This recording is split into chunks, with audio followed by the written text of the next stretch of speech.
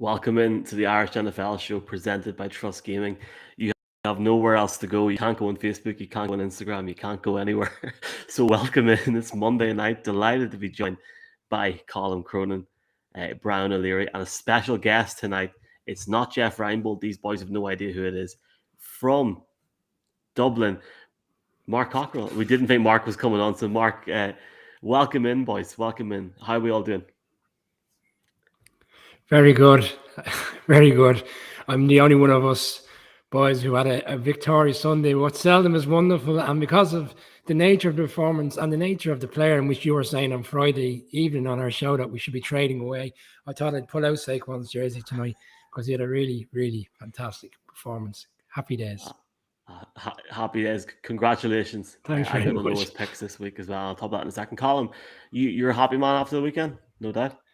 How much time do you want to give me, Michael? Because 30 seconds. I had Vic Fangio preaching death by inches when he walked in the door, and then I had him making a clown of himself, giving out about the Ravens going for a record when he himself had the Broncos throwing the football for a meaningless touchdown and calling a timeout with 13 seconds to go.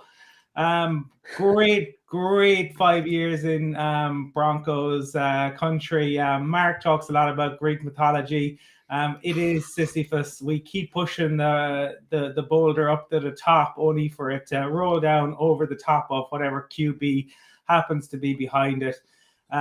Shambles, omni-shambles, embarrassing, frustrating, all words I could use to describe Tom McMahon's special teams. We talk constantly about that play that the Colts have, and he keeps showing form, but he keeps his job. Delightful. Welcome. Hello, and hi to everybody watching on YouTube and Facebook. Well, not on Facebook, sorry, Mark Zuckerberg, but everyone watching on Twitter and on YouTube. We've got 50 people on Twitter at the minute. There's 10 on YouTube. If you have any comments, fire them in. They have to be manually put up via Twitter, but feel free to ask anything. In terms of asking anything, Mark Cockrell, Mac Jones literally put me to sleep last night. How are you doing today? I'm good, man. I was thoroughly entertained by a very tight game going into the early hours in the morning. But look, in many ways, glad that regular season game is out of the way. But look, the weekend wasn't really about that. I could harp on about I was the only one of us to pick the Seahawks, or I could harp on I was the only one to pick the Giants. But I think a fair dose of humble pie, talk about Greek references, biblical references, and David versus Goliath spring to mind with a couple of the results of the weekend.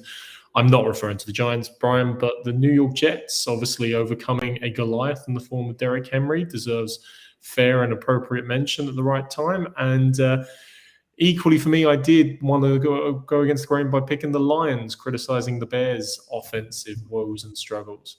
But in both games, they put players in a position to succeed. They put both young quarterbacks in a position to succeed. I didn't think Matt Nagy could call a proper offensive game, but they adapted the playbook for Justin Fields, which is great. He didn't call it, Mark. He handed That's over true. those That's true. big Colin, calling that's right. duties, and all of a sudden, All right. The amount of Bears fans today, I'm sure we'll get to it, but the amount of Bears fans today are just calling for his head already after yesterday. It's going to be a long season for that man.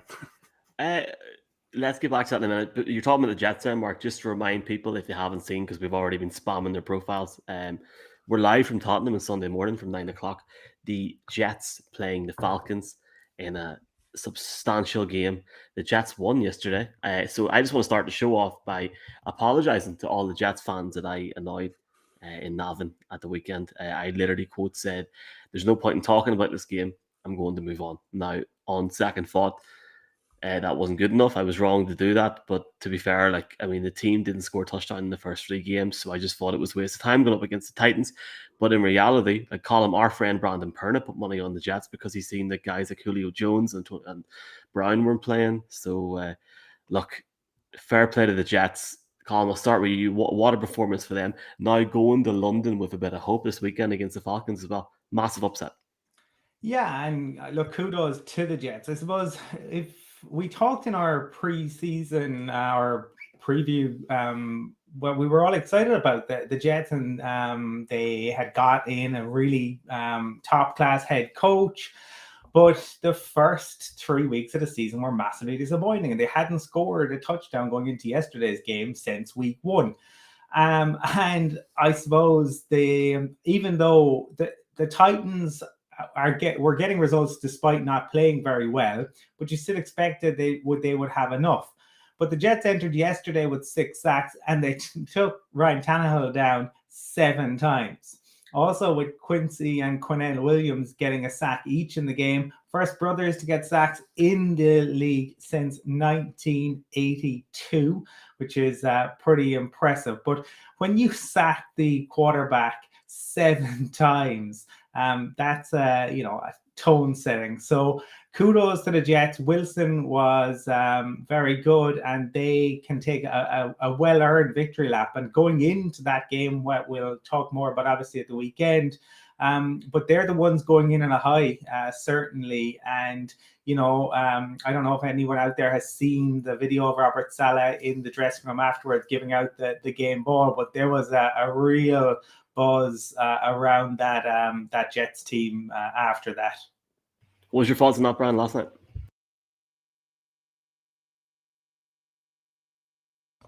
Good old mute. Sorry, guys. On the point in the game, the Titans in the first half, you kind of got a sense that this game could strangely go the Jets' way because they had 2 long drives and they only ended up taking field goals. And when you leave a team hanging around, in the second half, they came out, they looked re-energized. They got players in the game that were completely missing in the first half, and the quarterback showed to a certain extent why. He's like, there's a lot of little snippets today on social around certain players were in the game, and they're kind of pointing out these are the reasons why the Jets felt he was worthy of the number 2 pick. Some little throws into certain areas that were just precise and on the ball, and literally it was either a catch or it's going to be intercepted, and they managed it. And from where he was 2 weeks ago against the Patriots to where he was yesterday in the second half, and for Salah, I mean, despite the losses and the constant abuse, even ourselves have been given the Jets, I think it's very evident that the team are very much behind their new coach. And I suppose it was just a case of when they got it over the line. And the Titans, we touched on it so many times, they're such a Jekyll and Hyde type of side. Like if Derrick Henry doesn't play well, they don't win. And we touched on it on Friday. He's got most receptions this season outside of the 2 guys. And that was the difference. To a certain extent, they were missing Brown and they were missing Jones. And it was evident that the other guys just weren't stepping up to the mark. And as I said, I think if those 2 guys played, I think we might have seen a different result. But they weren't playing. Jets pulled out a win, and changes the dynamic for this Sunday's game. Has big time. Yeah, Mark, that really gives this game on Sunday a bit more of a bite. Obviously, the Falcons now need a win after yesterday, but the Jets get that win and really shut a lot of people up, including me and my big fat mouth. Well, yeah, I mean, look, the Falcons threw away a game against Washington. They could have won again. And to be honest, I mean, there was plenty of times during that game where it looked like the Jets were going to find a way to throw it away again. I mean, it had the hallmarks of the Raiders game last year where they literally seized defeat out of the jaws of victory. And I think it was, 4th and 10 conversion by the Titans, several 4th and 2s. They get the touchdown at the end of the game. It was like the Jets had to win that game 4 times. Now, you can make a point to say, well, that's really positive because they showed the resilience to win, or they nearly threw it away a few times. The defense, as Colin alluded to, was amazing. The Williams boys, but also CJ Mosley. I mean, Jets fans must be delighted after bringing him in on such a massive free agency deal, only seeing him play for 2 games, then opt out of last year. It was like, are we ever going to see our money's worth here in relation to it? My God, has he stepped up to the game, and they kept the Jets in that game. But for me, the big thing was Zach Wilson after the halftime. It was like Mike LaFleur, the offensive coordinator. I'm going to use a reference Michael again. Jacques LaFleur from Mask. Anyone remember Mask? But Jacques LaFleur was an agent, and that was like he put the special mask on and said, right, I'm now actually going to call a more dynamic offensive game. And I'm going to trust Zach Wilson, who made quick decisions, who made decisive decision-making and got the ball out on time, at speed, with good velocity. And they stretched the play. The play to Keenan Cole in 3rd and 2 wasn't a simple little completion. It was down the field. It was going for it. It was trying. Even at 2:21 left in the game, 3rd and 10, did they try a little underneath thing to keep the clock running? No, they actually went for the kill blow on a corner route. He didn't execute it perfectly, and he'd executed plenty of throws in that half well.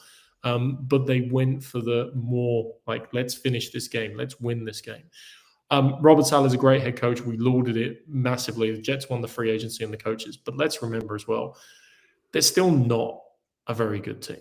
Like, they're starting too many young players. We said it in the preseason, they've got 50% of their team, 1 or 2 years in the league. Quarter of their team are rookies. They're going to have a lot of growing pains. And by the time they figure out who's good and who's not, you start getting a couple of years on, and then you're going to free agency challenges and all of the usual fun and games. So they've got a lot still to work out. And I don't think really they're designed to beat any good teams. But here's the good news for Jets fans. They don't play many good teams for the rest of the season. They've got the Bills twice and the Bucs. And then they've got teams like the Patriots, the Bengals.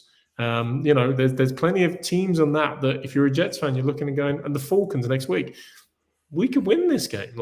This isn't beyond the realm of possibility. So great win. One swallow does not make a summer, but they should enjoy it and keep trying to build. And we need to see more of the Zach Wilson we saw in the second half and overtime yesterday than we have for the 3.5 weeks of the season so far.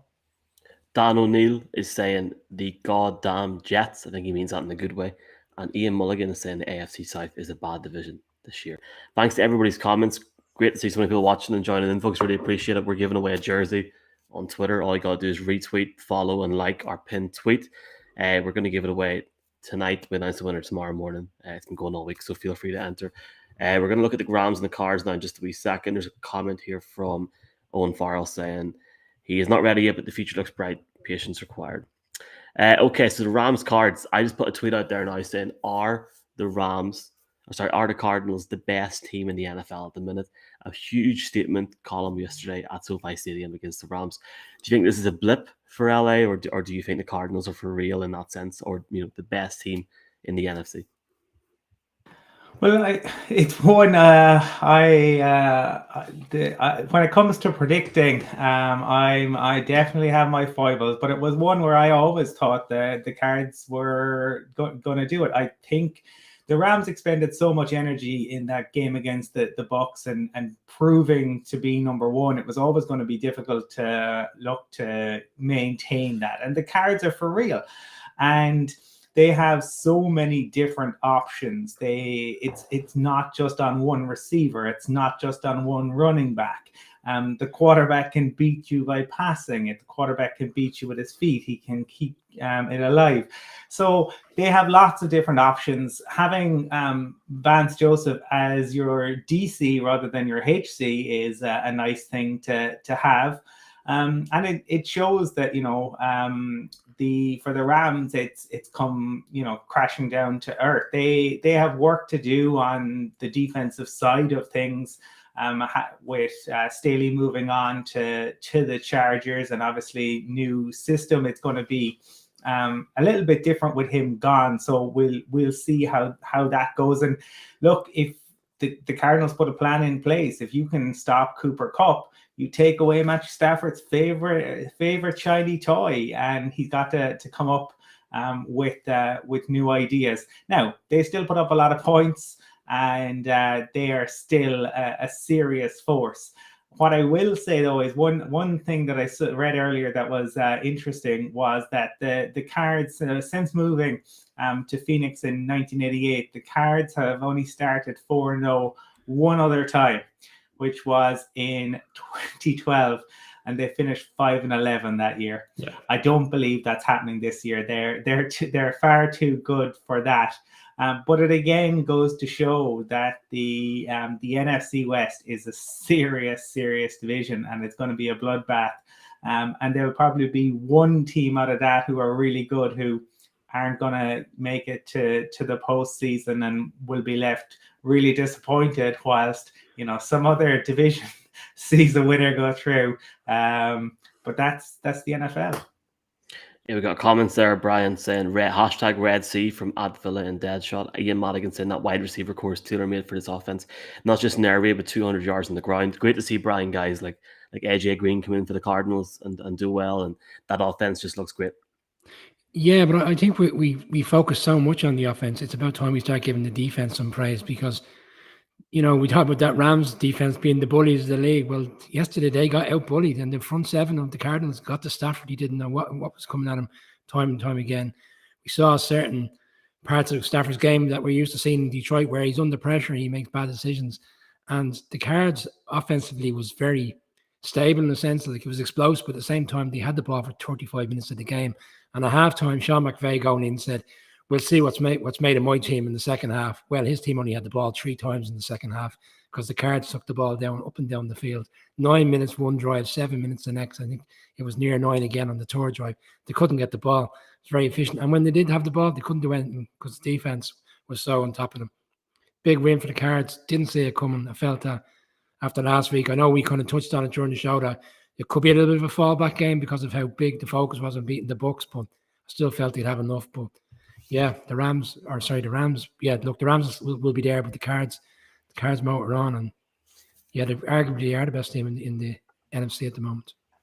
Everything has changed week to week, Mark. Who knows what might happen? I mean, I didn't think, Mark, the Bucks would be held to under 25 last night, and it just goes every week. But Kyler Murray looking fresh, man. Yeah, neither did I, Michael. Look, mathematically, the Cards are the best team in the NFL. They're the only team at 4-0. The Raiders can match them tonight, obviously, but they are technically, mathematically, the best team with records. But records can lie, you know. The Broncos were 3-0. That's a prime example. But last year, the Steelers were 10-0, for example, and we always thought there was a bit of weakness in the schedule, and it was a bit of a incongruous concept. It's funny, like yesterday,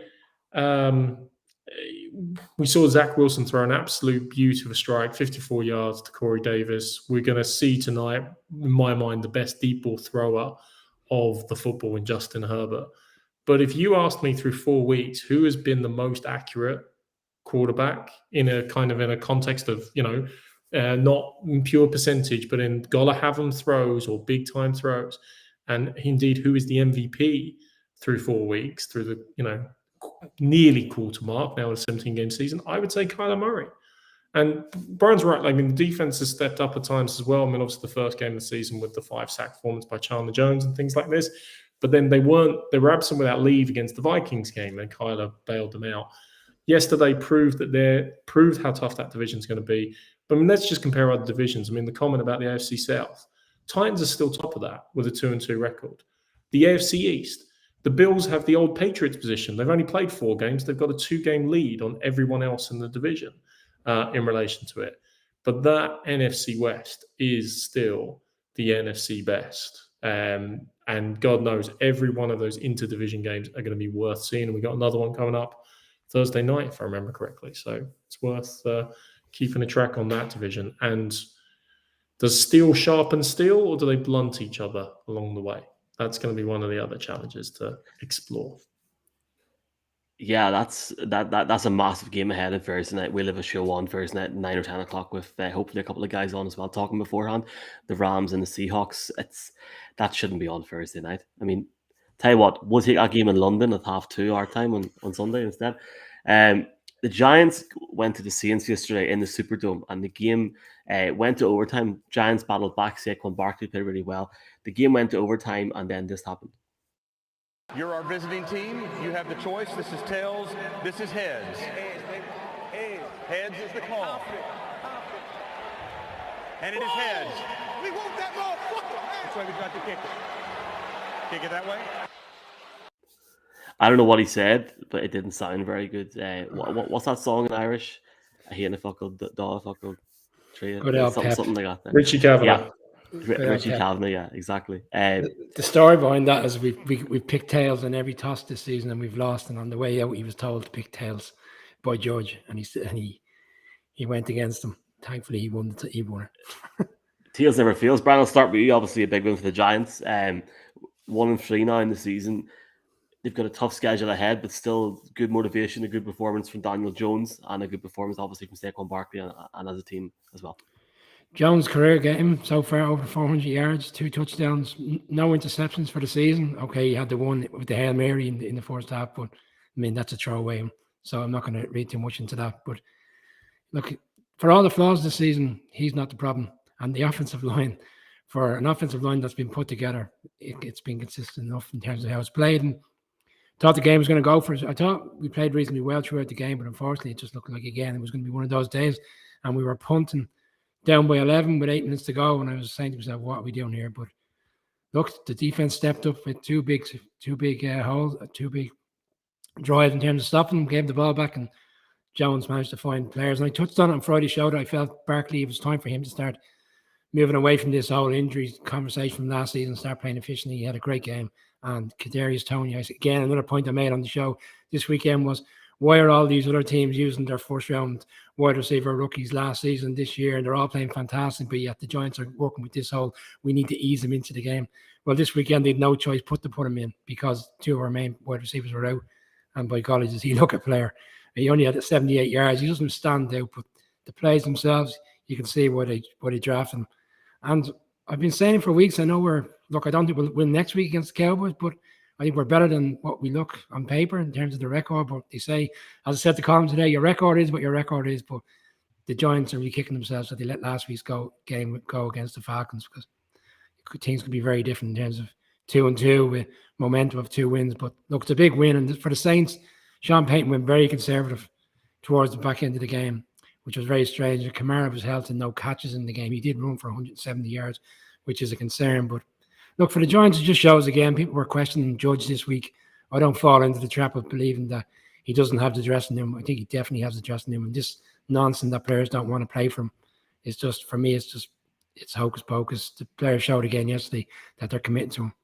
And Jason Garrett, who's got a lot of stick over the past month, and rightly so, he drew up a good playbook yesterday because he went quite vertical with a lot of players. Maybe that's because we had players such as John Ross, who we took over from the Bengals, who gives us that option. But he called a good play, and they were very aggressive in the overtime as well, looking to get the touchdown to win the game.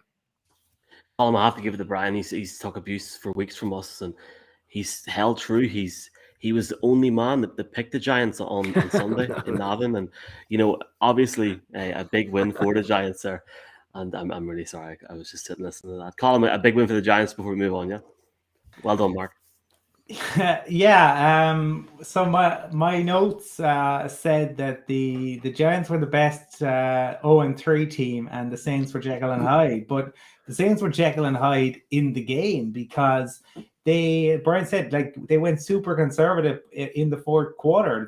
They couldn't get into the red zone, and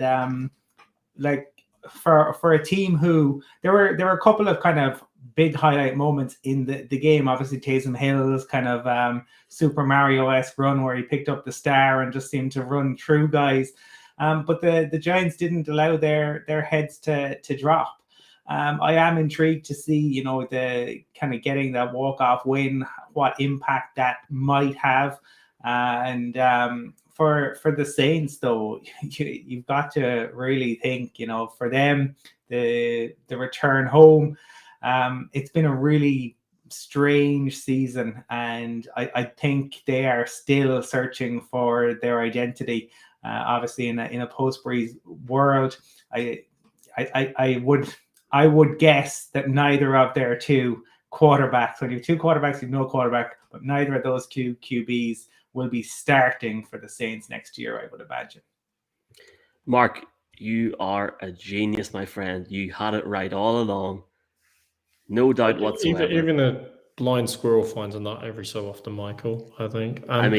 You were reaching for one there, man. I know you were. You were sitting there going, to be honest, they didn't win the way I thought they win, which is I thought Jameis Winston might implode a little bit more. In terms of the conservatism, I think the entire game was don't let Jameis blow it up for us. And Peyton called a very conservative game for him. But in fairness to the Giants, I did think that Daniel Jones could start to build on the performance he had against Washington. They'd had 10 days to prepare.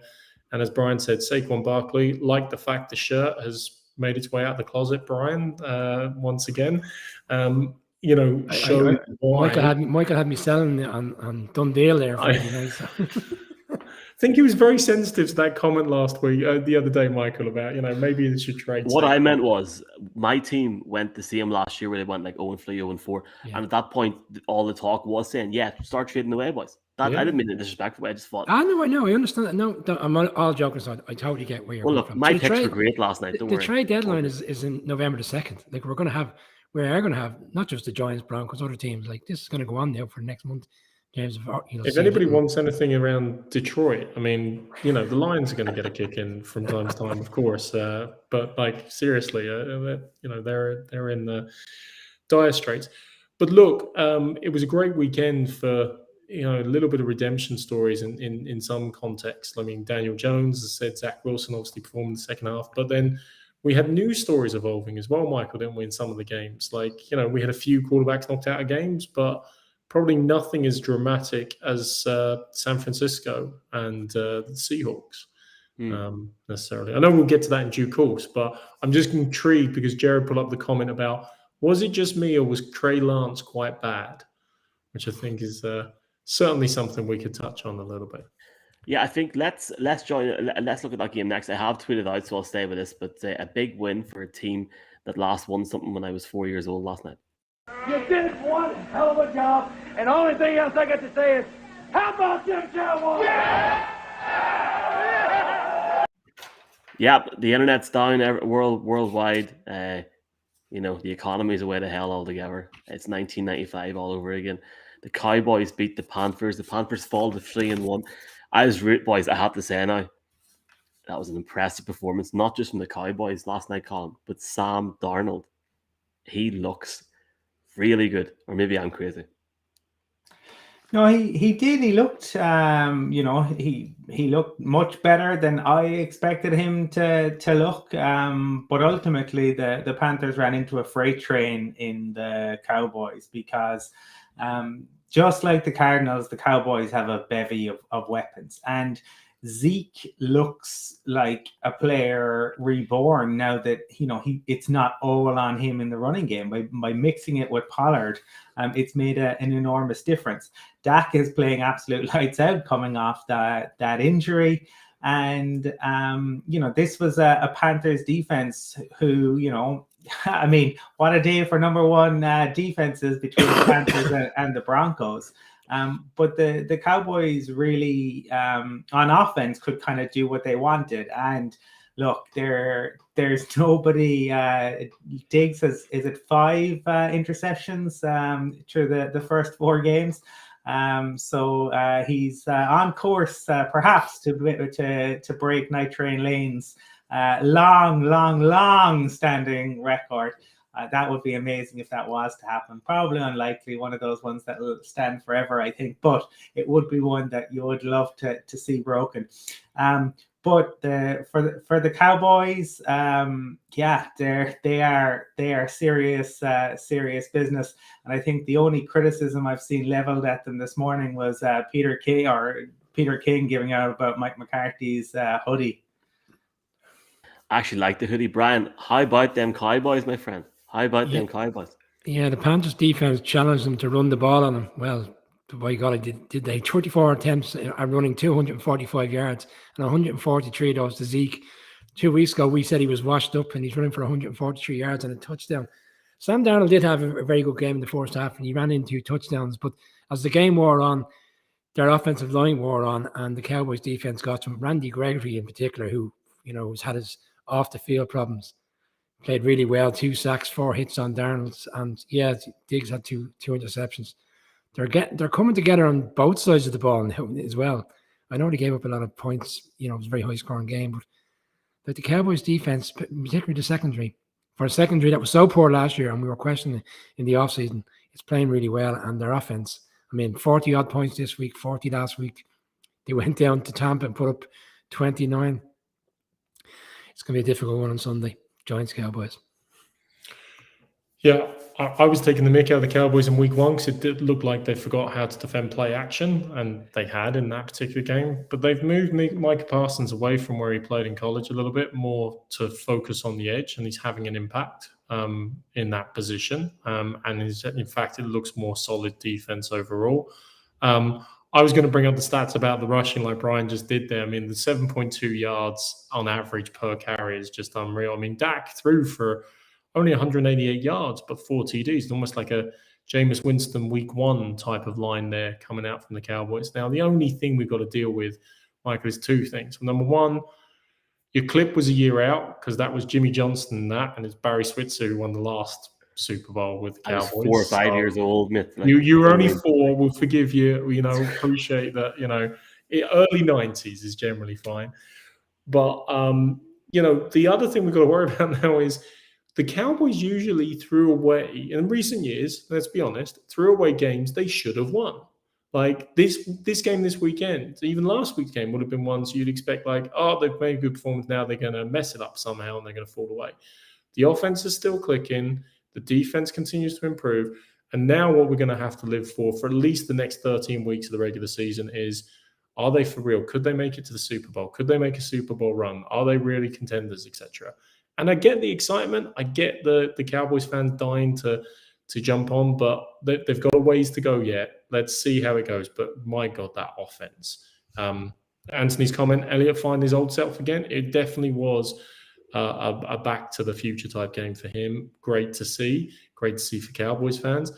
But I just want to see them keep it consistent before we all start getting carried away, because past performance does sometimes indicate future performance of teams, not necessarily shares, but teams anyway. For me, a good Cowboys team makes a better crack boys down the stretch. I think like I'm not talking about Dez and Lambeau Field and stuff like that there, but if the Cowboys play really well and they get to the end of the season in the playoff contention or in the playoffs, or if they win the East, for a neutral, I think it's always good to watch. Never mind if you're a fan, or even if you're a Giants fan or a team in the NFC East fan, you hate them.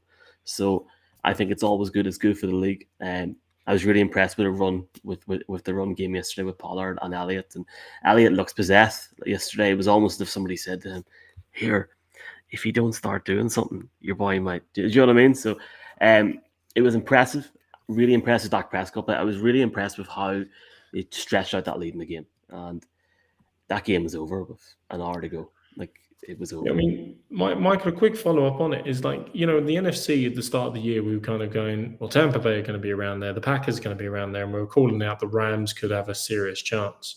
The exciting thing when we see, the Cowboys stepping up like they have in the first 4 weeks, the Cards obviously starting 4-0, is you start to see the depth of potential matchups in the playoffs, the depths of different ways in which things could break depending on who gets the first seed, who's wild cards, and who have to go where. And that's obviously what builds up the excitement for us as fans over the full period of the regular season. So it's great to see different teams emerging and looking like credible threats. Comment here as well from Owen saying, Elliott looked, he was proving the point to the media. Also a big shout out hi to Irish Panthers. I think the Panthers still didn't do too bad last night as well.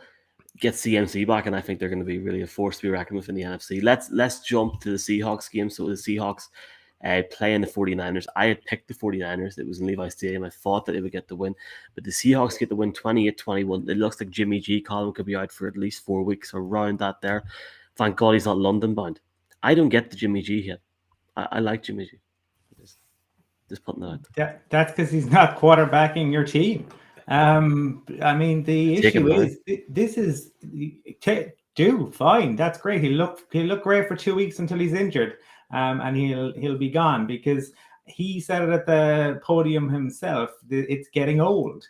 And who could possibly have predicted that Jimmy G would go down with an injury? Nobody'd be going, Trey Lance would have to come in, and now Jimmy's trade value drops significantly. Most people. So again, Kyle Shanahan wanting to be the smartest man in the room, wanting to know that he was better than everyone. He knew the way to go about this. Funny, in week 4, Trevor Lawrence started to look a whole lot better. Zach Wilson looked a whole lot better. Justin Fields won a game for the Bears. But the 49ers, they're still not starting their guy that they gave the farm up for. So when he comes in, yeah, of course he looks shaky. It takes a couple of games, but these guys find their feet. What are you sitting them for? Do they think that it's back in the Jimmy Johnson era, back in 1994, where college was so different that you couldn't have these guys? Trey Lance has barely played football over the past couple of years. Sitting him does no good for anybody, because at some point you're going to have to bring him in, and he is going to have to take his licks. He is going to have to learn. Not only, Russell Wilson was absolutely brilliant, but the other thing was the 49ers special teams were horrific, and they also gave a whole load of yards away. So, Kyle Shanahan is a brilliant offensive mind, but there are definite issues going on at that franchise. Colin made a point on Air Group last night during this particular game where he said the reason why 49ers haven't won this game at this stage is because of the fact that Jimmy G was in there and his play was so inconsistent. Seattle, people are saying today Wilson had a great game. I'm struggling with that one because first half, punt, 6 plays, touchdown, 2 for 10 on 3rd downs. He was 4 for 4 in the red zone throughout the night. The game changed with Jimmy G going out. As bad as he played, the game changed with Lance coming in. Michael Lombardi was very funny today. It was great having him on last week. On his podcast today, he said, Trey Lance is the kind of quarterback that will be ready next year to be ready for the year after. That's how poor he is as a quarterback. So he's 2 years away from being an efficient quarterback in this league. And then people today are going, oh, but look at the stats. He was 8 for this and 170 yards. One of them was a blown play for 70 yards and a touchdown because the Seahawks secondary went AWOL. The rest of the game, he was 8 for 81 and he looked all at sea. And yeah, Colin, that's a fair point. Maybe they should be playing from week 1, but he's obviously not ready. Otherwise, why wouldn't he be playing? Ironically enough, of the 4 quarterbacks, Mac Jones, who was the last one to be selected, right now for me looks the most efficient one of the 4. Probably a lot to do with the fact that he's playing under the greatest head coach ever. Ah, come on. Well, who's played better than him? Justin Fields was good yesterday, boys. You were throwing Justin Fields under the bus last week consistently over the game. He was good yesterday. I'm not saying he's not. I'm just a funny player. He's playing the Lions. Don't get me wrong. Mac Jones can throw the ball. Have a few nice sturdy passes, but Mac Jones is throwing the ball with checkdowns, unfortunately, because the offensive line is struggling. I know we're going to come to that game in a minute, but that's the reason, because he needs to get rid of it for the offensive line. They need to get Cam Brown back very quickly on that line at right tackle, because there's a reason why they're struggling. Anyway, there's my rant over about the whole 49ers thing. Mark, what do you got before we look at the Browns? Picked the Seahawks, thought they had enough. Super competitive division, as I said. The both teams are now 2-2, and I'd worry a bit about the 49ers. I mean, it's not like, they were cursed with the injury bug last year. Look what's happened to them this year. Losing a top corner, losing 4 running backs, now losing their starting quarterback, who they've selected as their starting quarterback for a number of weeks in relation to it. And of course, it looked like a different team. But can Kyle Shanahan adapt on the move? Yes, I think he can. Does Trey Lance have the tools potentially to be successful in the league? Absolutely. Do I think that's happening in a couple of weeks in a rapid turnaround? No. And unfortunately, in that division, a couple of weeks could be all you need to fall irretrievably behind in terms of catching up for the rest of the season. So 2 potential seasons of the 49ers ruined by injuries is the concern. But hey, let's see what they come out with last week. Like we called out Justin Fields, called out the fact they changed the game plan, they changed the play call, and didn't try and play Justin Fields and Andy Dalton offense. Don't try to call Trey Lance in a Jimmy Garoppolo offense either, because that won't work. And at least the 49ers coaching staff have the competence, I think, to do that slightly better. But, kudos to Pete Carroll and the Seahawks. They go marching on, and they haven't yet collapsed into nothingness, as Michael was calling out at the start of the season. They will. They will. Like they're a DK or Lockett injury away from that happening. Like they look like a faulty sort of. I agree with Michael. I said this team are a couple of years away from their defense. No, that division is that division for the 2nd and 3rd place anyway is a week 17, week 18 situation. It still feels weird saying week 18. Whoever's given us loads of love on Twitter, thank you very much. We're going to look at Washington in a minute, WTF, WFT, but we're going to very quickly look at Minnesota against Cleveland. For me, I said it in Navan at the weekend. I still felt it, that this was a really intriguing game. For me, boys, it was a game column that it was there for Minnesota. It was there for Minnesota. All Kirk Cousins and Mike Zimmer had to do was make the right decisions at the right times, and they couldn't do it, and they get beat 14-7. Yeah, but that's the difference. Whereas Pete Carroll and Russell Wilson find ways to win, Zimmer and Kirk Cousins find ways to lose, and that's why I think, look, Pete Carroll, I have issues with what happened at USC, but in this league, to be competitive every year is ridiculous because it's set up for parity, and he still finds a way. Zimmer, I said it the other night, the Vikings could beat any team in this league. Could the Vikings beat the Rams? Absolutely. Could they beat the Bucks? Absolutely. Could they beat the Cards? Absolutely. They're capable of beating anyone, but they're also capable of losing to to anyone. The Texans, the Jaguars could beat this Vikings team depending on what shows up. And you just don't know. They opened up that, like, they went down the field 80 yards. Cousins looked magnificent. Jefferson touchdown. They were absolutely cooking at that point. They didn't score a single point for the rest of the game.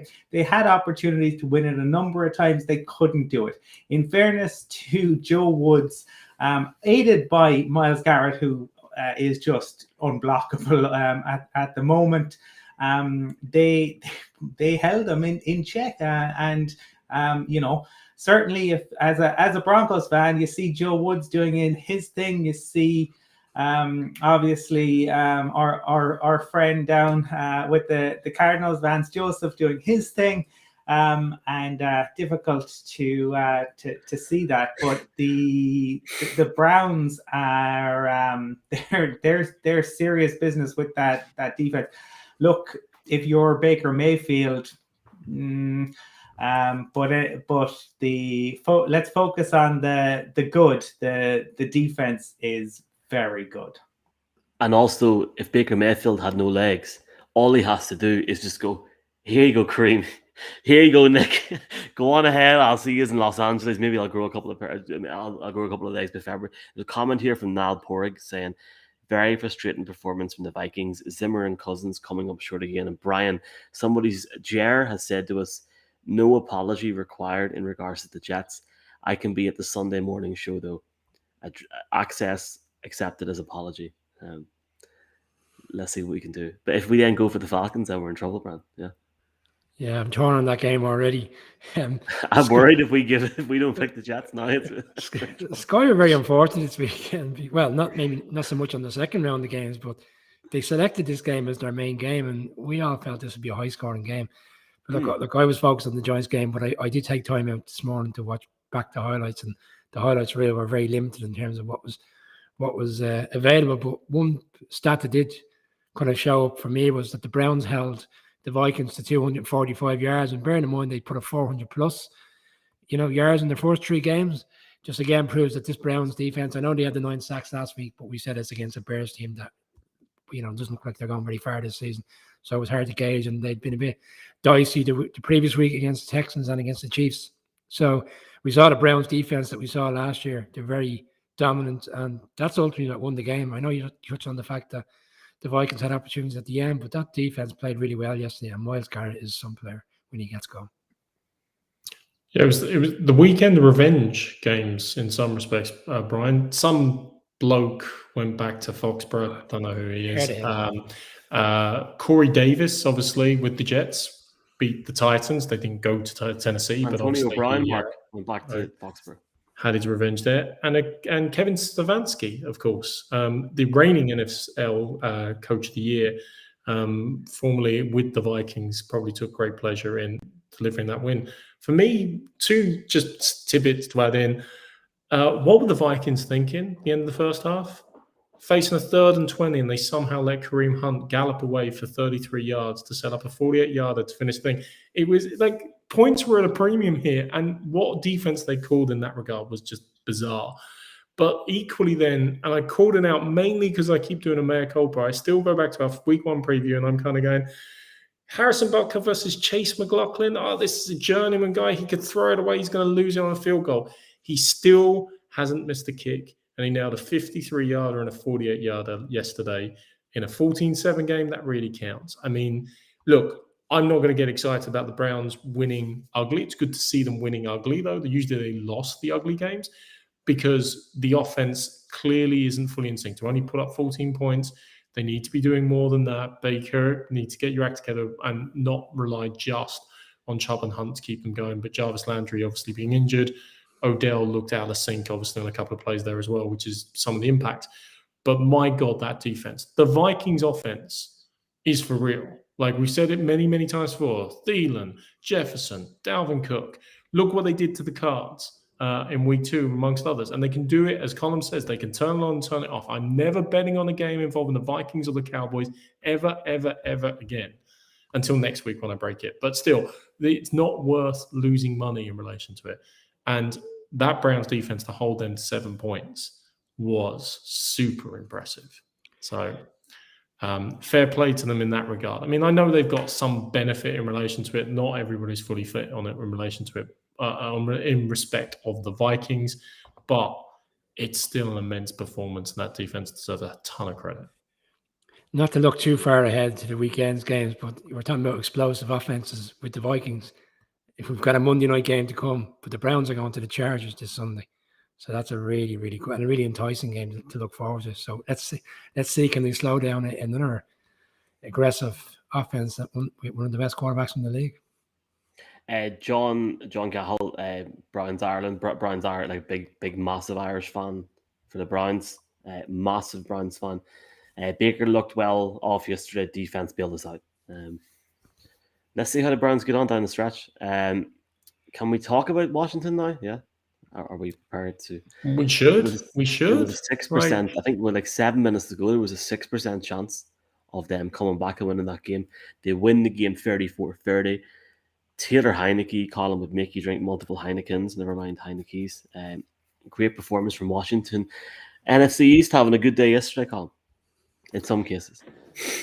Yeah, well, but if you're the Falcons, I mean, it must feel very similar to last year again. Like you're winning, and yet, like right at the end, you're finding ways to lose. Now, kudos to Washington, who showed a lot of pluck. I think missed two extra points after.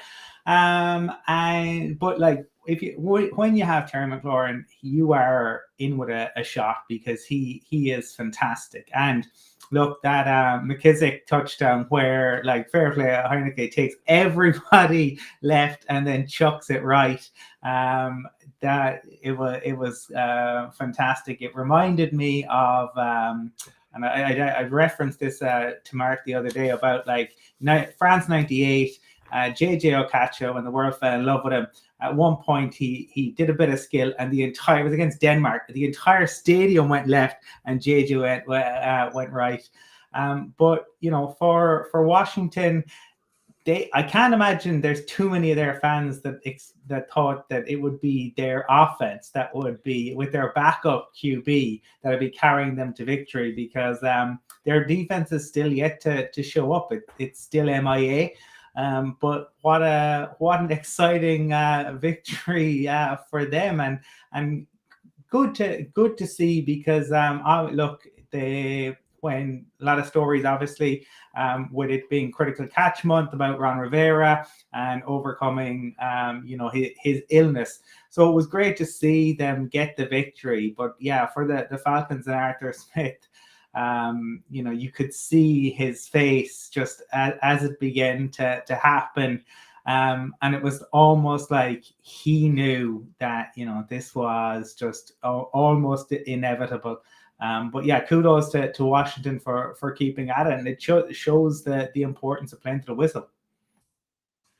I picked Washington in this game because I just have no faith in the Falcons, and having watched last week's game against the Giants, I felt the Giants threw that one away as well. And I mean, the Falcons are this year, nothing's changed. You just find ways to lose these games. Even that 6% marker comes up on the screen, you're thinking, yeah, but this is the Falcons and they'll still find a way. You just can't trust them. And look, the Washington team, explosive on offense, but again, that defense, again, just didn't, kind of show any promise in terms of what we saw last year. Like Matt Ryan had a day against them again, but unfortunately, Matt Ryan just keeps coming out on the wrong end of these results. And that touchdown that you referred to, Colin, yeah, I think that wasn't one that was drawn up. I think it was very much, okay, I'm kind of struggling here. And thankfully, he found an escape plan on the other side of the field. Look, again, what can you say about this Falcons team? They're going to be exciting to watch on Sunday, but I wouldn't have any faith in them. I don't have any faith in the Jets either. So sit back and relax and enjoy a crazy game on Sunday. Well, it was a great red zone game. It was one of those games you don't expect to be so entertaining, and then it's end to end. It's an exciting fourth quarter. All I want to know is, and Colin, you called him out last at the weekend at our weekend show, Cordarrelle Patterson. Like, has he just been bathed in the fountain of youth and rejuvenated in relation to it? A 3-touchdown game. And maybe it's like teams are keying in so much on Ridley and Pitts that he's just being exploiting the space there. But Ryan keyed in on him and he was definitely keeping them in the game. I did pick the Falcons. I thought, no, I believe this time they're gonna make it. And obviously there was plenty of opportunities for them in the fourth quarter to get there. But it's the Heineke magic carpet ride, and he's going to fling it. He's going to try and make things happen, and some way, somehow, he gets them there in the end. And so great to see. Really entertaining as hell game, and great scoring. I know we can go to another entertaining game in a bit, but before we get to an entertaining game, why don't we go to the Denver game, Michael? Because I'm sure you want to talk about the Ravens' performance yesterday. Yeah, the Ravens beat the Broncos 23-7 last night. Taking that aside, just very quickly, coming in my head, I actually find the late games, take from my fandom away, I find the late games one-sided and boring, but maybe I'm just crazy. Like the 9 o'clock games. Yeah, the Broncos could beat 23-7, came out with a 7-0 lead. Teddy Bridgewater gets concussed at halftime, and then Drew Lock comes in, and the Broncos fall to 3-1.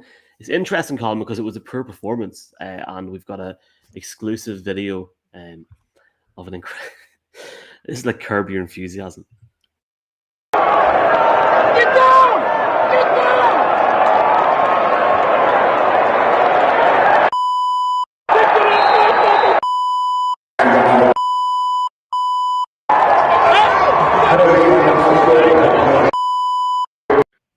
I think that pretty much summed up the game last night, Colin. Yeah. Yeah, because it was ridiculous. Because 10 seconds prior to that, the Broncos are trying to throw the ball in for a nothing touchdown. And in fairness, Harbaugh highlighted that today when he said, "I didn't know there was a 16-point score available in the game."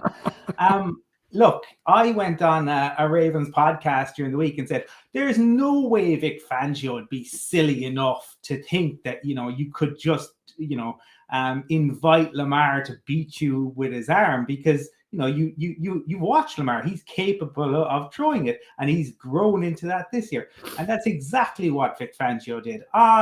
We'll stop him escaping the pocket, and we'll dare him to try. And oh look, he's a 300-yard game. Hollywood Brown with a flying catch. The Broncos special teams were awful. Look, there's very little to say about it. The other thing I will say is that there are a lot of Broncos fans very annoyed about, some of the late hits. And yeah, absolutely, Teddy Bridgewater took one right to the face. The refs threw no flags on. The Broncos, we tried to decapitate Cam Newton in the opening game of the season in September 2016. Cam has never been the same player since. No, very few Broncos fans given out at that point. Look, it goes around. You play a smash mouth. What you want is the next time one of their guys tries doing that, one of your O-line guys comes across. I mean, they just too many excuses. Too many excuses. Brian, Justin Simmons very quiet for the Broncos, and arguably taking any hat off me here now. Defense asked of too much yesterday after Teddy goes out. I think Colin has made the point, though. They challenged Lamar to beat him with his arm, and he did. And Brown had four catches for 91 yards. And just on Justin Simmons, Mark Andrews, I know there was a couple where Simmons got in, but he seemed to dominate him in the game, and it was comfortable enough. Martindale adjusted really well defensively for the Ravens after the Broncos went 7-up. And I saw some comments on Twitter this morning. There was one particular fan who said, to your point, Colin, they were giving out with the fact that Teddy's gone out of the game. And some guy said, now he's probably been removed from Twitter and his blue tick is gone at this stage and he's been dumped in the fire. But he said, anyone who think we are winning that game, whether Teddy stayed in or not, is living in a cuckoo world. But they're just on that last piece. I just want to go to that last one around the whole giving the 3 yards and the players getting injured. Why didn't the Broncos not just step back and allow them to run the play then? Because all they were going to do was take the 3 yards and take a knee anyway. Like essentially the play was ran. Jackson went out on the perimeter, and the Broncos players went out there. The game is over. Just stand there and let him get us 3 yards. He just made it. I think what's happened today is he's trying to deflect from a poor performance and a poor coaching performance from his standpoint. Because I think he knows that they've had these 3 wins, and these games really are going to be the ones that decide whether he's here or there next year, not the ones against teams lesser opposition, likes of the Giants, Jags, etc., and other teams that you'll play throughout the season. His career is going to be based on these type of games. Oh, come on now. The Giants have won a game now. They're not in that category anymore. So Well, they're not like. I mean, well, Jaguars. look, we understand where I'm coming from. From a Broncos point of view, these are the type of games. If you're moving on to the next level, you have to win, and they were well handled yesterday. Yeah, and Mark, there's no real excuses for Vic Fangio now because he plays an old man next week, a very old man in Ben Roethlisberger. I mean, there are no excuses there. He'll have to learn from that very quickly.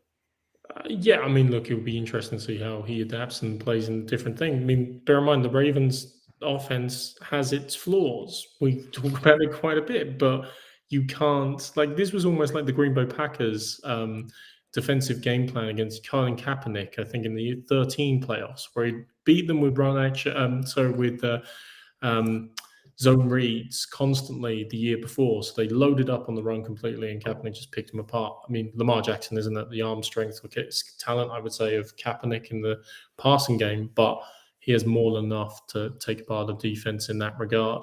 And especially as it was the secondary, which obviously was lauded quite rightly as having loaded with talent for the Broncos, that, is not how you would like that game to go down from Broncos' perspective. But look, the Ravens win. They stay in a very surprisingly competitive AFC North. All three of the teams are 3-1. Obviously, the Steelers are pulling up the rear in that regard. And, we all move on.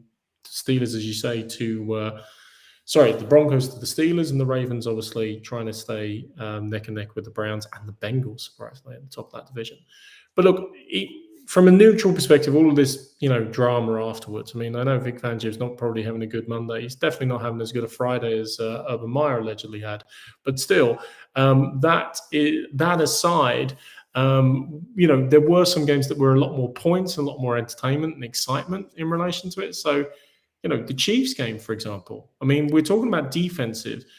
Chiefs on offense, great, fantastic, and everything. They still give up 30 points to Philly on defense, which would worry me if I'm a Chiefs fan. At the same token, as a neutral, load the points up. Have a good time, guys. Let's have points here, there, and everywhere. So outside of the Washington-Atlanta game in the early window, that was obviously a game that was loading up on red zone, loading up in terms of, scores flying in from all directions. But the Eagles, whatever about game plans, maybe cover Tyreek Hill a little bit. Maybe don't allow him to wander free wherever he likes. That might be. 9 for 10, 9 for 10 on third downs, the Chiefs, and the only one was an interception. Nick Sirianni has this highlighter marker on his hat. I don't know if you noticed. I'm not sure what he's using. Is he using it to highlight any particular things during the game? Because the Chiefs just went up and down with him all day long. Over 400 yards. You're right about the defense, though. If the Eagles are doing that, then what's going to happen when other teams get hold of them who are much better than the Eagles?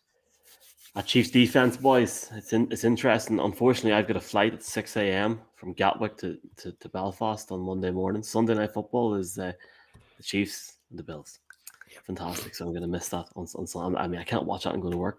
Let's move on quickly. Point that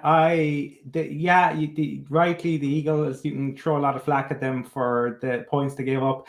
And Jalen Hurts still has a lot of work to do to prove he's a franchise QB. But the kid has guts and he has moxie and he doesn't panic, which is a great trait for a young QB. And I maintain that while they mightn't win a lot of games, they will be wonderfully entertaining to watch throughout the season.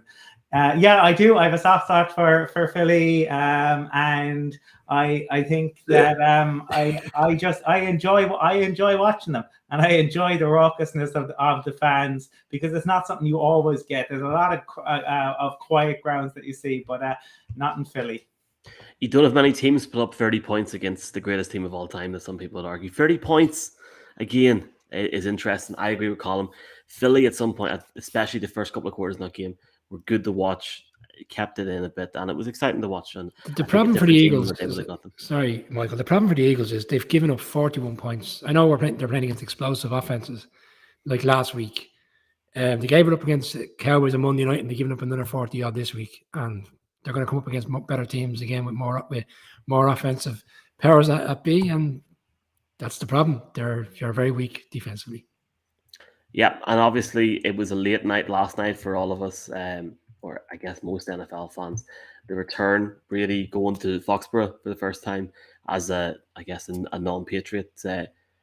I personally find it surreal watching it, and it was good to see a good reaction for most of the game. I thought it was respectful, a lot more respectful than I thought it was going to be after Mark Cockerell literally convinced me that it was going to be Armageddon. But good to see Colin fans have a bit of respect for somebody that put that franchise on the map, unlike their owner. I mean, it was all Brady, wasn't it? Yeah. I look. I think whatever way you pay your money, you get to behave in whatever way you want. What was interesting was, and I had said on our weekend show that Brady admitted over the summer that 90% of what he says in public isn't true. I'd say 99%, and I would say that's the case for most people involved in any sport. But with things that are said in public, not true. And he said, "Oh, I didn't think a whole lot about the game." He clearly did, because he did not look sharp in any way, shape, or form.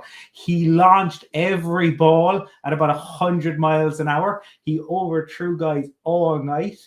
And he clearly wanted this so badly, but he was, he wanted it too badly. He absolutely reeked of desperation, which is never a good look when you're out and about on the town.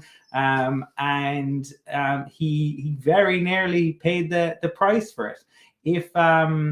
I think if the Patriots had opened it up a little bit more for Mac Jones and been willing to take a few more shots, because the Bucs in the secondary, they're carrying injuries there.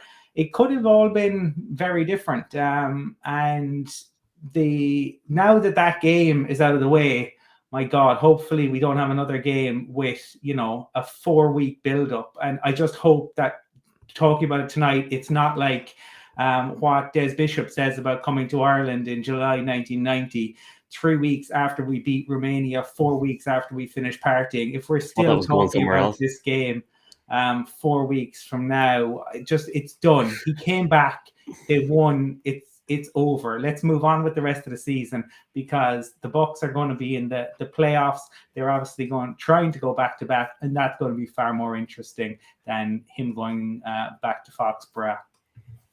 The win has come at a cost for them, because they've lost Winfield and Davis, 2 more players within the secondary, so they're greatly exposed at the moment. And yeah, to your point, if there was a bit more aggressiveness towards the end of the game, I felt the Patriots would have won. But the game itself played out exactly as I called it out. I know I went for the Patriots, but I said I felt that defensively the Patriots would slow them up.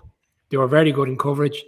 They were more reliant on the run game, which leads to taking field goals as opposed to scoring touchdowns. I mean, he didn't even throw a touchdown last night. And yeah, to the point Colin's made, I felt he did look a bit kind of not overawed by the occasion, but obviously emotionally it got to him to a certain extent, because his play was struggling at times. His passing was I wouldn't say erratic, but it was off. And I felt that the Patriots would hang around. I felt Mac Jones would have an efficient game. It just didn't work out, but they had the opportunity to win. And I think if they just had been a little bit more aggressive on that last drive, they might have just given Falk a little bit more of a leeway to make that field goal. And yeah, I agree with Colin. I mean, the build-up was just, I had to put it on mute. It was just relentless. Oh, come on. It wasn't that bad. Well, there's other people in America saying it today as well, so I'm not the only one who thinks so. Do you know what, man? As somebody that's hated the Patriots for years, the night that he flew a pick against the Titans, wasn't 2 months later he goes, even better. Then he won the Super Bowl and then came back as a champion. 10 out of 10 funny. And I think if you could have gave Tom Brady, who was clearly nervous, right, last night, the option to win that game without throwing any passing touchdowns to piss people off, I think he would have took that and ran for the hills. Even though he's probably not happy, he'll look back and say that. And just one thing, Mark, before I let you in here, I was watching ESPN yesterday morning. And yeah, of course, there was massive build-up to this game. That is the last time the Patriots will be on primetime football outside of the Thursday night, in my opinion, for a very, very long time. Unless they get in some sort of incredible quarterback or somebody that's going to be better than Mac Jones. I think that's it. And I think, at Foxborough yesterday, it was that realization. This is it. Tom's came into town. That's it. Here, is somebody going to clean up the stands behind it? Mark, can I make a quick point? What? Yeah, I think you'll walk away from this game slightly disappointed, because judging by the way you were speaking on the weekend show and the other shows across the States and the UK, it was going to be a beatdown. He was going to go in there and he was going to hammer them and he was going to make a show of them and he was going to prove to Belichick that he made a mistake, let him go. And Josh McDaniels, blah, blah, blah. He didn't get any of that. And his father was sitting there with his glasses on the phone during the fourth quarter, wasn't even watching the game. But by the fourth quarter, he had his glasses off and the hat was off and the stress levels were up. I mean, the man beside him was hugging his wife for half the game. And then come the fourth quarter, he looked a bit stressed because he felt that game was in the lap of the gods. At least he was hugging his own wife, hopefully, because Urban was hugging somebody who wasn't his wife. Lads, come on. Mark, he admitted that. He's already apologised, and Tony Khan's okay with it. So, Jags have other things to worry about. But look, turning back to the Pats game and stuff, I mean, yeah, look, the Patriots could have won that game. It was certainly tighter than I expected because I actually thought the talent differential was so great. It looked like Brady was missing Gronk at times in relation to it. I mean, you featured Cameron Brate on a number of routes and concepts that obviously would have been Gronk in other regard. But yeah, I'm glad it's over as well because of something I was looking forward to as a fan for about a year and a half, ever since, or over a year and a half now. So ever since it was announced he was going to the Bucs and they had this penciled in. Look, it is what it is. It was a game that wasn't as enjoyable to watch as a fan because of the weather and of all the circumstances. Brady did enough. I think Belichick's already answered questions on Monday morning about why didn't you go for on 4th and 3? Why did you try the 56-yarder? Because the weather wasn't great. And yeah, Falk hit the post, but nonetheless, that was a low percentage opportunity. And of course, Belichick, like he did on 4th and 2 in Indianapolis and other scenarios, said, I had to make the decision I thought was the right. And basically, F you to everyone else. I'm going to make these calls and I'm happy to live with the consequences. But Michael, to your point, like the Patriots don't look very good this year. They've still got so many problems to fix on the O-line and the D-line.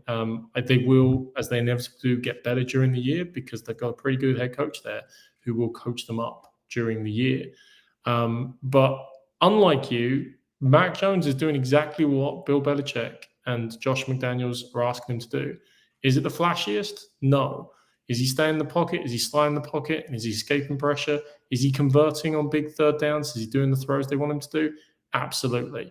And in fact, the parallels to how the Patriots evolved their offense and what they were asking of Brady to do in 2001, 2002 were very similar. So, it definitely isn't going to be the headless chicken running around that you'll see from other rookie quarterbacks. And it's definitely not going to be as sexy as others. But are the Patriots going to be relevant for the next number of years? No, because they're in the big money markets. They'll definitely still be on prime time.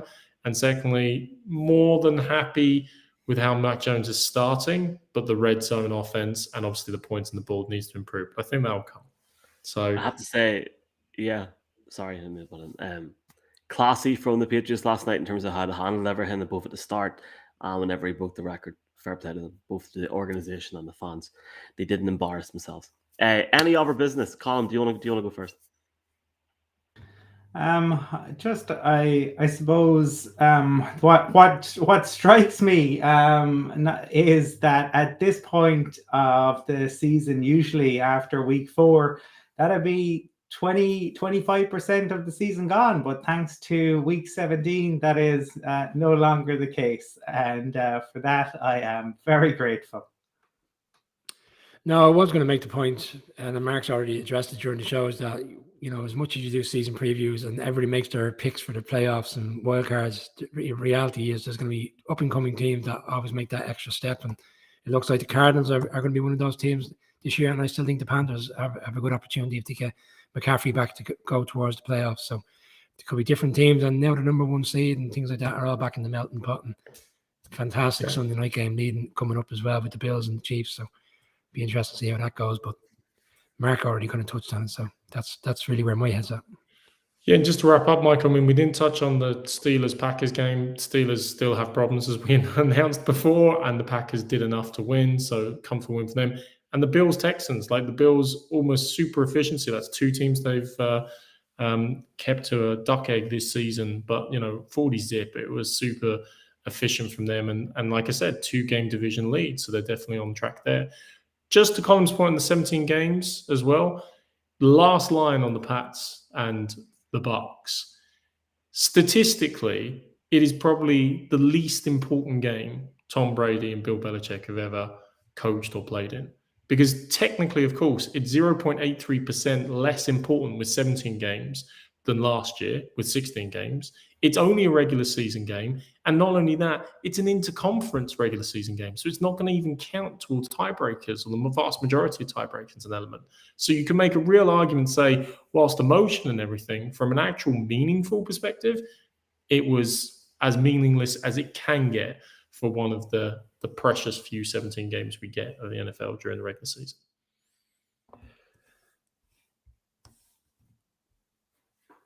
Michael's been stunned by that. He's stunned. I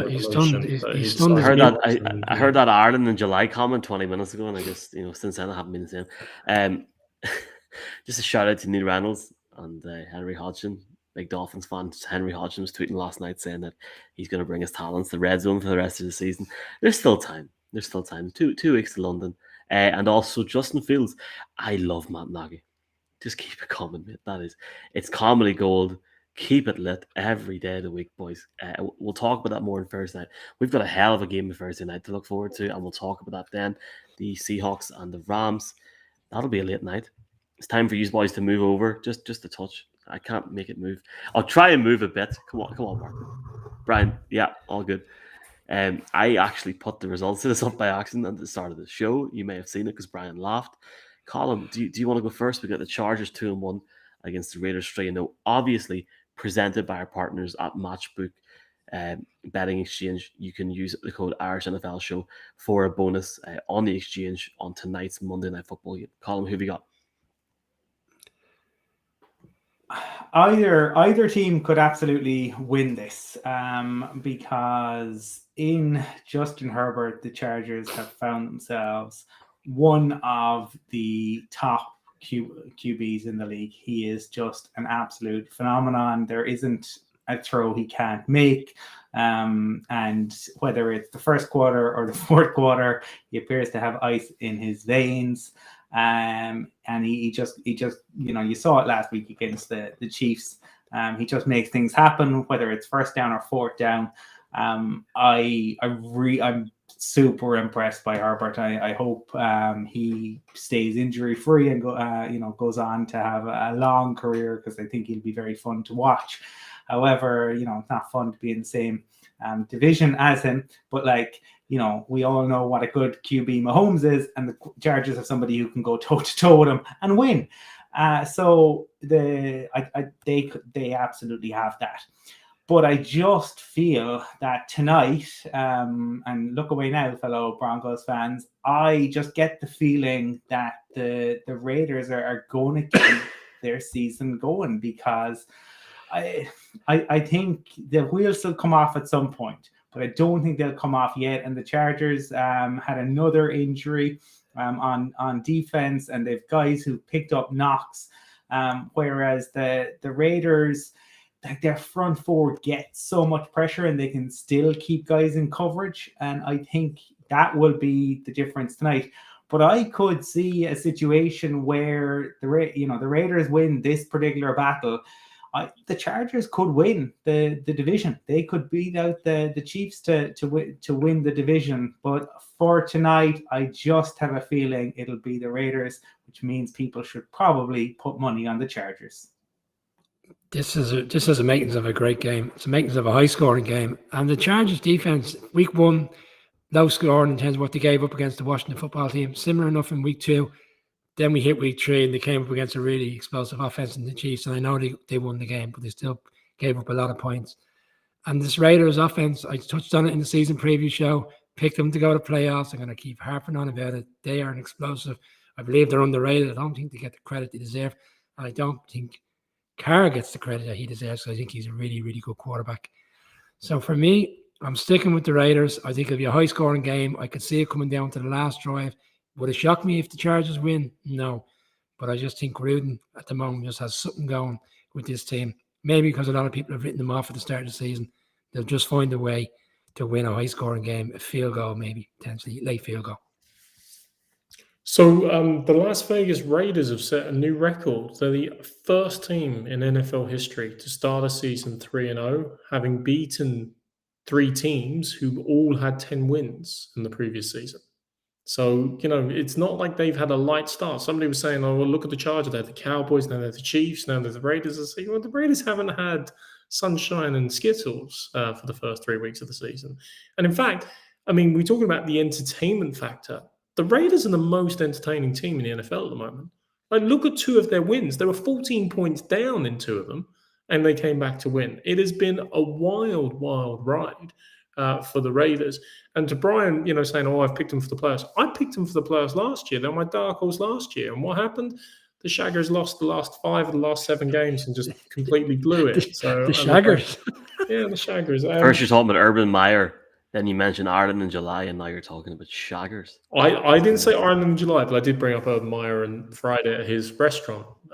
But still, the Friday Night Lights for me is the Raiders, when you break it down, the boys have, it's like, yeah, they've got all the attributes there. They're on a great start to the season. Gruden finally feels like he's clicking in relation to it, and that defense can support them. But they've also given up a lot of points. Their ground game hasn't been as efficient, obviously, without Josh Jacobs for some of that time.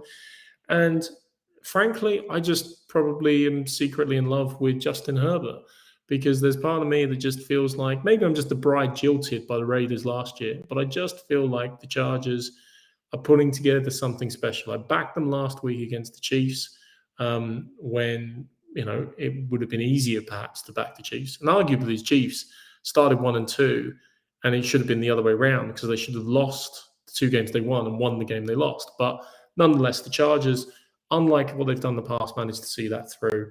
And because of that, and because Justin Herbert is so amazing, and Austin Eckler can get it on the ground, I'm going the Chargers. I'll get there eventually, Michael. Chargers, yes. I've only got one response to that, Mark. What are you talking about? Sorry, I had to do it at least once this week. I'm going to take the Raiders tonight in Monday Night Football. As a Broncos fan, that makes me sick. But again, when you've got Justin Herbert, Carr, and Mahomes in your division, sure, what's the point anymore? It's the best division of football, boys. I think the Raiders are starting to look really spicy, but in true Raiders fashion, they will mess it up around week 11, week 12. But I think looking at the Chiefs, Raiders going 4-0. Chiefs are letting 20 or 30 in a game. Ooh! So, look, I think it's going to be an interesting game. Obviously, Justin Herbert's got talent around him. He's a great quarterback, but looking at Derek Carr and seeing guys like Darren Waller, I just think it'll be a close game. I think it'll be, I would take the under. If I was betting on the exchange tonight, to be honest with you, I would take the under. I think it'll be maybe like 2017 to Las Vegas. And in terms of my pick, that's what that is. We don't have any other exchange bets tonight, but in terms of that, in terms of our partnership with Matchbook Exchange, if you go on to Matchbook, use code Irish NFL Show, you will get the best odds in the market. You can do in play. And you can lay a bet. So if the Raiders are down by 10 points at the end with 5 minutes to go, and if you want to back them, you can get enhanced odds, stuff you can't get anywhere else. Obviously, 18 plus. Please only spend what you can afford. We've got a few comments about tonight as well. Tackling Sports. The boys are saying it's the year of the Chargers, lads. Justin Herbert, future go 25-1 to the Super Bowl is a great bet. No bias at all.